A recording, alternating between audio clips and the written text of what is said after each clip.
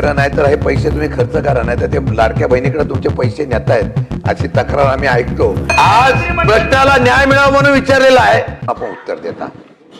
भाऊंनी प्रश्न विचारला, तुम्हाला द्यायची मानसिकता आहे, तुम्ही उत्तरामध्ये एवढंच सांगायला पाहिजे की आम्ही देणार आहोत, प्रशासकीय मंजुरी घेऊन किंवा कॅबिनेटची मंजुरी घेऊन इतक्या दिवसामध्ये आम्ही मंजूर करू अशा प्रकारचं जाहीर करणं गरजेचं आहे।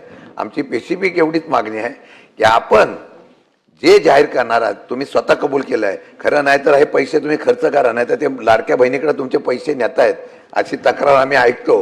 पण आमचं म्हणणं आहे तुम्ही चांगले निर्णय घेतलेले आहेत, तुम्ही वसतिगृह काढली, सगळी चांगले निर्णय घेतले। त्यामुळे माझी विनंती आहे, आज प्रश्नाला न्याय मिळावा म्हणून विचारलेला आहे, तुम्ही शिष्यवृत्ती जाहीर करणार, यासाठी किती दिवसामध्ये मंजुरी घेऊन जाहीर करणार?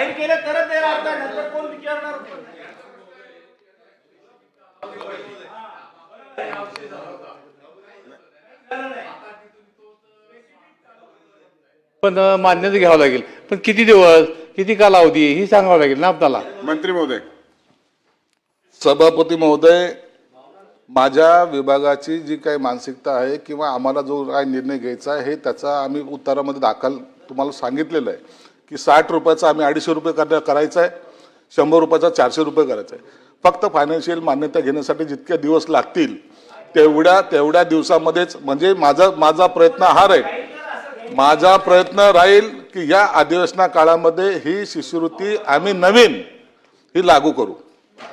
मला वाटतं मंत्री महोदयांनी आपल्याला प्रश्न विचारायचे सगळ्याला। एक अशाच नवनवीन अपडेट्ससाठी डिजिटल कोल्हापूर चॅनेलला सबस्क्राईब करायला विसरू नका।